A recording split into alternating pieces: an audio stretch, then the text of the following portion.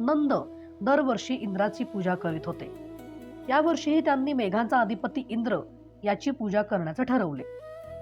या पूजेसाठी त्यांनी मोठ्या प्रमाणात पूजा सामग्री जमवली. यशोदेने कृष्णास उठवले. त्याने पाहिले तर कोणत्या तरी मोठ्या पूजेची तयारी दिसली. तो उठला. त्याने आनिखे उरकली आणि बाबांना विचारले, हे काय चालले आहे? नंदाने सांगितले, आपण दरवर्षी इंद्राची पूजा करतो. तो पृथ्वीवर मेघवृष्टी करतो. त्यामुळे शेतातून धान्य निर्माण होते. गाई गुरांना चारा मिळतो. इंद्रामुळे आपणास अन्न आणि पाणी मुबलक मिळते. ते ऐकून कृष्ण म्हणाला, बाबा, इंद्र काय करणार? जो तो आपल्या कर्माप्रमाणे वर्तत असतो. ज्याचे पूर्वकर्म चांगले नाही त्याला इंद्र काय देणार? ब्रह्मदेवाला सुद्धा कर्म कधी सुटले नाही. आपले सत्कर्म हाच खरा देव, हेच पुण्य. आपले दुष्कर्म हाच यम आणि हाच काळ. आपण जसे बीज पेरतो त्याप्रमाणे शेतात उगवते. प्रत्येक प्राण्यास कर्माप्रमाणे सुखदुःख व जन्म मरण भोगावे लागतात. यापेक्षा जो गोवर्धन पर्वत आहे त्याच्या आधाराने आपण जगतो, त्याची पूजा करण्यास काय हरकत आहे? गोवर्धन आपल्या गायींना चारा देतो, आपणास फळे फुले देतो, त्याचीच आपण सेवा करूया. कृष्णाचे विचार नंदाला पटले आणि सर्वजण पूजेची सामग्री घेऊन आपल्या कुटुंबासमवेत गोवर्धन पर्वताकडे निघाले. सर्वांच्या पुढे मंगलवाद्ये, त्याच्या मागे गाई वासरे व त्यांच्या मागून गवळी, नंद, कृष्ण बलराम, गोपाळ, यमुना, यशोदा व सर्व गवळणी अशी भव्य मोठी मिरवणूक निघाली. कृष्ण मुरली वाजवून सर्वांना आनंदित करीत होता.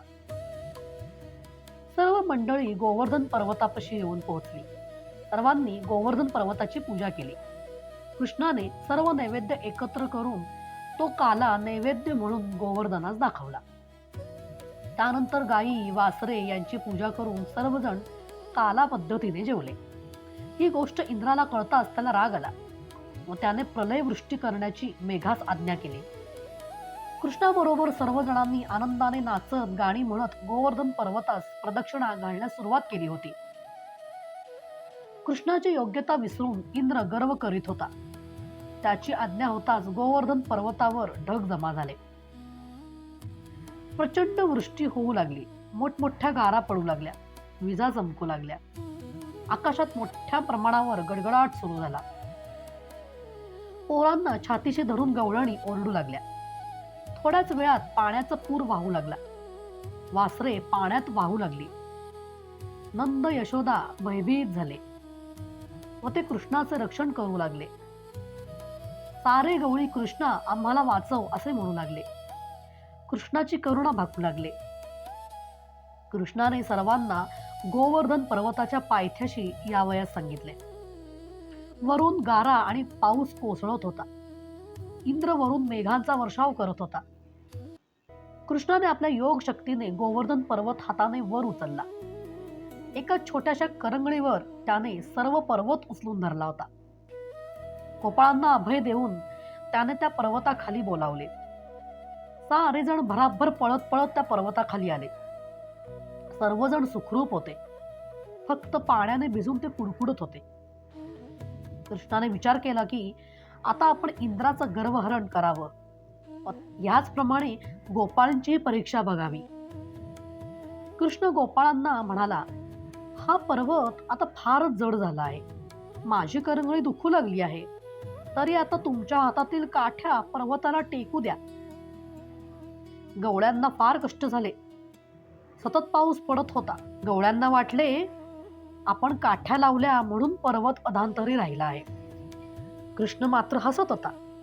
गोपाळ म्हणू लागले, कृष्णा, तू करंगळी लावली आहेस आणि आम्ही काठ्या लावल्या आहेत. तुला काहीच श्रम पडत नाही. तू एवढे दही, दूध, लोणी चोरून खातोस, पण तुझ्या अंगात काही ताकद नाही. उगीच तू करंगळी लावल्याचे नाटक करतोयस. कृष्णाने गोळ्यांना विचारले, मी माझी करंगळी काढून घेऊ का? गवळी म्हणाले, हो, खुशाल काढून घे. आमच्या काठ्यांच्या आधारावर हा गोवर्धन पर्वत उभा आहे. कृष्णाने करंगळी थोडीशी ढिली केली. तो सारा पर्वत एकाएकी हादरला. काठ्यांचा जोर तो किती लागणार. सगळे गवळी दडपले गेले, पटापट खाली मुडपून बसले. एकदम सर्वजण हाका मारू लागले, कृष्णा, आमचा पराभव झाला. पर्वत तूच उचलून धर, आम्हाला क्षमा कर. कृष्णाने पुन्हा करंगळी व्यवस्थित लावून गोवर्धन पर्वत उचलला. तो म्हणाला, तुम्ही खाली बसा, तुमच्या काठ्या खाली ठेवा, भिवू नका. तुम्ही वर बघा, तुम्हाला गंमत पाहायला मिळेल. पाऊस चालूच होता. पर्वताखाली मात्र कोरडी जागा होती. कृष्ण तसाच उभा होता. सगळे गवळी तहान भूक देह धर्म विसरून उभे होते. आपण निर्माण केलेल्या पावसामुळे गोपाळांच्या वर काहीच परिणाम होत नाही हे इंद्राने जाणले व तो भानावर आला. ताबडतोब मेघांना थांबण्याची त्याने आज्ञा केली. ताबडतोब मेघ थांबले. सर्व दिशा मोकळ्या झाल्या. साचलेले पाणी ओसरू लागले. सूर्याचा प्रकाश सर्वत्र पसरला. सर्वांना आनंदी आनंद झाला. यशोदा आणि रोहिणी कृष्णास म्हणाल्या, ही तुझी आई नसून तूच सर्वांची आई आहेस. तुझ्यामुळे आज आमचा उद्धार झाला. सारे गोप कृष्णाची स्तोत्रे म्हणून त्याचे दर्शन घेऊ लागले. कृष्णाने सर्वांना पर्वताच्या बाहेर जाण्यास सांगितले. सर्वजण सुखरूप बाहेर पडले. कृष्णाने गोवर्धन पर्वत अलगद खाली ठेवला. सर्वजण गोकुळात सुखरूप परत आले. पावसाने कोणाची काहीच हानी झाली नाही. इंद्राला आपल्या चुकीचा पश्चाताप झाला. आपल्याला गर्व झाल्यामुळे आपण कृष्णाला विरोध केला हे त्याने ओळखले. कृष्ण हा विष्णूच आहे. आपल्यासारखे अनेक इंद्र तो निर्माण करेल हे आपण विसरलो. कृष्णाला आपण शरण जावे असे इंद्राला वाटू लागले. इंद्र कृष्णाकडे निघाला. त्याच्या मागोमाग ब्रह्मा, भृगु, नारद, तुंबरू, मरुद्गण, अष्टवसू, अष्टीसिद्धी, किन्नर, गंधर्व सर्व देवगण निघाले. सर्वजण व्रजभूमीत येऊन उतरले. कृष्ण गोपाळांच्या समवेत गायी चारत होता. त्याला पाहताच इंद्र पुढे गेला. कृष्णाचे पाय धरले. त्याचा तेजस्वी मुकुट कृष्णाच्या चरणी लागला. इंद्राचा दिव्य प्रकाश सर्वत्र पसरला होता. हे दृश्य पाहून गोकुळातील सर्वजण आश्चर्यचकित झाले. कृष्णाने इंद्राला उठवले. तू इथे येण्याचे कष्ट कशाला घेतलेस? कृष्ण इंद्राला म्हणाला, आता पुढे सावध राहा. सृष्टी कार्य अवधान ठेवून करावे. दुष्टांचा नाश करावा. संतांचे रक्षण करावे. भक्तांचा मान सन्मान करावा. मला ज्ञान आहे, मलाच सगळी शक्ती आहे असा अहंकार करू नये. इंद्राने कृष्णाची क्षमा मागितली. त्याचे स्तोत्र गायले. इंद्राबरोबर आलेले सर्वजण ऋषीही स्तोत्र गाऊ लागले. गंधर्वांनी गायन केले. इंद्राने कामधेनू बोलावली. तिच्या दुधाच्या अमृतमय धारांनी कृष्णाला अभिषेक केला. नाना उपचारांनी देवांनी त्याला संतुष्ट केले. देवांनी त्याचे नाव गोविंद ठेवले. गोविंद नामाचा जयघोष होऊ लागला. हा अपूर्व सोहळा गोकुळात घडला. कृष्णाने इंद्रास परत जाण्याची अनुज्ञा दिली. गोकुळात अशा तऱ्हेचे अनेक प्रकारचे चमत्कार घडू लागले. त्याची वार्ता कंसापर्यंत येऊन पोचली. कंसाचा क्रोध वाढत चालला. कंसाने व्योमासूर नावाचा एक अत्यंत क्रूर पराक्रमी असा राक्षस कृष्णाच्या वधासाठी गोकुळात पाठवला. कृष्ण व गोपाळ यमुनेच्या काठी गायी राखत होते. त्यावेळी मयासुराचा पुत्र व्योमासूर तेथे आला. व्योमासुराने गोपाळाचे रूप धारण केले. तो गोपाळांमध्ये जाऊन मिसळला. तो कृष्णास म्हणाला, आपण वाघ आणि मेंढीचा खेळ खेळूया. कृष्णाने त्याचा आवाज जाणला. तो कोण आहे हे ओळखले. पण कृष्ण काहीच बोलला नाही. कृष्णाने तोच खेळ पसंत केला. काही गोपाळ वाघ झाले तर काही गोपाळ मेंढी झाले. व्योमासुराने वाघ होण्याचे ठरवले. वाघाने मेंढी पळवायची व मेंढीने विरोध करायचा असा खेळ होता. व्योमासूर मोठा बलिष्ठ होता. त्याने एकेका गोपाळाला उचलून डोंगराच्या पलीकडे नेले आणि तेथे सर्वांना एका विवरात कोंडून ठेवले. इकडे कृष्ण एकटाच उरला. गायी वासरांनाही व्योमासुराने विवरात कोंडून ठेवले.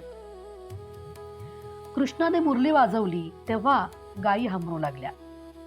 सर्व गोपाळ कृष्ण कृष्ण म्हणून ओरडू लागले. कृष्ण, आम्ही विवरात अडकलो आहोत. आम्हाला वाचव असे म्हणू लागले. कृष्णाने सुदर्शन चक्राचे स्मरण केलं. ते दिव्य चक्र त्याच्या बोटावर ताबडतोब फिरू लागले. त्याने ते चक्र पर्वतावर सोडले आणि त्या चक्राने तो पर्वत फोडून टाकला. गायी व गोपाळ सर्व बाहेर आले. ते पाहून व्योमासुराने आपले मूळचे रूप प्रकट केले. त्याने आपले विशाल काठी मुख उघडले व कृष्णाला गिळण्यासाठी तो त्याच्यावर धावला. एवढ्यात सुदर्शन चक्राने व्योमासुराची मानच उडवली व दूरवर जाऊन त्याची मान उडून पडली. गोपाळांनी कृष्णाचा जय जयकार केला आणि सर्वजण गोकुळात परत आले. व्योमासुराच्या मृत्यूची बातमी कंसाला कळाली. तो अतिशय घाबरला. त्याने 11,000 दैत्य वृंदावनात पाठवण्यासाठी तयार केले. कृष्णाला कोणाला मारता येत नाही म्हणून मीच त्याला मारणार आहे. आपण त्याला माझ्याकडे पकडून आणा असे त्याने दैत्यांना सांगितले. 11,000 अकराळ विक्राळ दैत्य वृंदावनात आले. त्यांच्या भुजा पोलादासारख्या होत्या. ते पाहून गोपाळ घाबरले. दैत्यांनी गवळ्यांना गराडा घातला आणि बलराम कोठे आहे, कृष्ण कोठे आहे असे विचारले. गोपाळांनी बलराम व कृष्णाला आपल्या घोंगड्याखाली लपवण्याचा प्रयत्न केला, पण कृष्ण पुढे आला आणि म्हणाला, तुम्ही एवढे प्रचंड लोक कशासाठी आलात? तुम्ही कोण आहात? तुम्हाला काय हवंय? मथुरेतील कंसराजाने आम्हाला येथे पाठवले आहे. दैत्यांचे ते बोलणे ऐकून कृष्ण म्हणाला, हा बलराम आणि मी कृष्ण, आम्ही दोघे बालके आहोत. आम्हाला नेण्यासाठी एवढे सैन्य कशासाठी आले आहे? तुमच्या कंसाला एवढे साधे कळत नाही? दोघे जणच येथे राहा व बाकी सर्वजण निघून जा. उगीच सर्वांचा वेळ वाया जाईल. ते दोघे जण आम्हाला कडेवर घेऊन मथुरेला येतील. तो निरोप तुम्ही कंसाला सांगा. त्या दोघांना आम्ही आमच्यातील जेवण देतो व त्यांच्याबरोबर आम्ही येतो. शक्तिशाली दैत्यांना फार आनंद झाला. त्यांना वाटले, कंसाने आम्हाला उगीच या ठिकाणी पाठवले. ही 2 तर सामान्य बालके आहेत. आम्ही यांच्यावर शक्तीचा काय उपयोग करणार? फक्त दोघे जण येथे राहू देत आणि पुढे जाऊन कंसाला आपण निरोप सांगू. त्याप्रमाणे सर्वजण पुढे गेले व 2 दैत्यच मागे राहिले. बलरामाने त्या दोघांना जेवणासाठी खाली बसवले व लाथाबुख्यांनी यथेच्छ भोजन दिले. ते दोघे जण घाबरले. कृष्णाने दोघांना सांगितले, कंसाला सांगा की आम्हाला जीवदान मिळाले. ते दोघे जण जीव मुठ्ठीत घेऊन मथुरेच्या वाटेने पळू लागले. पुढे गेलेल्या सैन्याला कसे तरी गाठले. सैन्याने विचारले, लंगडता का? काय त्रास झाला? कृष्ण व बलराम कोठे आहेत? भोजन कसे होते? ते दोघे म्हणाले, भोजन फार चांगले होते. आम्ही नको नको म्हणत असताना त्यांनी आम्हाला भरपूर वाढले. फक्त बलरामाने आम्हाच वाढले. कृष्णाने जर वाढले असते तर आमचे पोटच फुटले असते. भोजनाच्या विचारांनी सर्वांच्या तोंडाला पाणी सुटले. भोजन तुम्हाला हवे असेल तर भरपूर घेऊ शकता. सर्वांना पुरेल एवढेच नव्हे तर तुमच्या पितरांनाही पुरेल एवढे अन्न आहे. आम्ही भरपूर लाडू मोदक खाल्ले. आम्ही त्यांचे अन्न खाल्ले. त्यामुळे आम्ही त्यांना कंसाकडे कसे आणणार? तुम्ही त्यांच्याकडे गेलात तर तुमची चांगली बडदास्त होईल. त्यामुळे 11,000 दैत्य वृंदावनाच्या वाटेनेच पळत सुटले. कृष्णाने जाणले की दैत्य परत येत आहेत. त्याने त्यांचा समाचार घेण्यासाठी चित्रसेन गंधर्वाच्या हाताखालील 10,998 सैन्यांना बोलावले. एवढ्यात कंसाचे सारे दैत्यही वृंदावनात येऊन पोहोचले आणि युद्धाला सुरुवात झाली. कित्येक दैत्यांचे कान नाक कापले गेले, हात पाय तुटले गेले, डोकी ठेचली गेली आणि पाठी सडकल्या, कमरा मोडल्या. आता त्यांना कळले की भोजन कोणत्या प्रकारचे आहे. अनेकांची भ्रमिष्ठासारखी अवस्था झाली. मथुरा कोणत्या बाजूला आहे ते पण त्यांना कळेना. तरी पण जीव मुठ्ठीत धरून सर्वजण मथुरेच्या वाटेला पळू लागले. 11,000 सैन्य मथुरेत शिरले. अनेकांच्या शरीरातून रक्त टपकत होते. मथुरेत सर्वजण घाबरून गेली. त्यांना वाटले मथुरेवर सैन्य चाल करून आले आहे. सर्वत्र एकच गोंधळ उडाला. आता कंसाचे राज्य बुडणार असे सगळ्यांना वाटू लागले. प्रचंड सैन्य पाहून कंसालाही काही कळेना. भयभीत झालेले दैत्य कंसापुढे आले आणि कंसाला घडलेला वृत्तांत सांगितला. तेव्हा कंसाला खरा प्रकार समजला. त्याने नगरातील लोकांना शांत राहण्याचे आवाहन केले. 11,000 सैन्य कृष्ण बलरामाने कसे परत पाठवले याचेच कंसाला आश्चर्य वाटले. कंस विचार करू लागला, आपण एवढे मोठे 11,000 दैत्य पाठवले आणि कृष्ण आणि बलराम यांच्याकडे सैन्य नसतानाही त्यांनी यांचा पराभव कसा केला? गावातील सारे लोकही आश्चर्य करत होते. पण नंतर त्यांनी ओळखले की कृष्ण आणि बलराम हे अवतारी पुरुष आहेत. त्यांच्यामुळेच त्यांनी 11,000 दैत्यांचा पराभव केलाय. कंसाने दैत्यांना विचारले, कृष्ण आणि बलराम लहान असताना तुमचा पराभव का झाला? दैत्यांनी सांगितले, प्रारंभी आम्हालाही कृष्ण आणि बलराम लहानच वाटले. त्यांना आम्ही सहजच कडेवरून मथुरेला घेऊन येऊ असे आम्हाला वाटले. पण आमचा अंदाज चुकीचा ठरला. ज्यावेळी युद्धास सुरुवात झाली त्यावेळी त्यांच्या शक्तीसमोर आमचे काहीच चालले नाही. आजपर्यंत आम्ही अनेक शक्तिशाली शत्रूंचा पराभव केला, पण या 2 बालकांसमोर आमची शक्तीच चालेना. आमची आता पूर्ण खात्री झाली आहे की ही 2 बालके आमच्यापेक्षा शक्तिशाली आहेत. आम्हाला कोणत्याही शत्रूबरोबर लढाया करायला पाठवा, आम्ही त्यांचा सहज पराभव करून येऊ.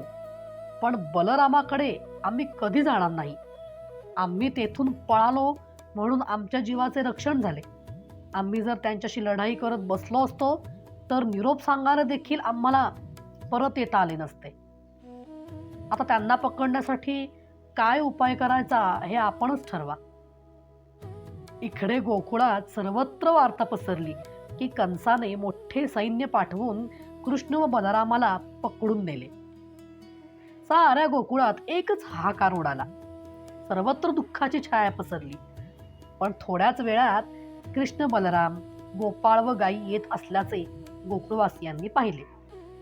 नंद व यशोदेने पुढे जाऊन कृष्ण व बलरामाला कडेवर घेतले. सर्वांना आनंदी आनंद झाला.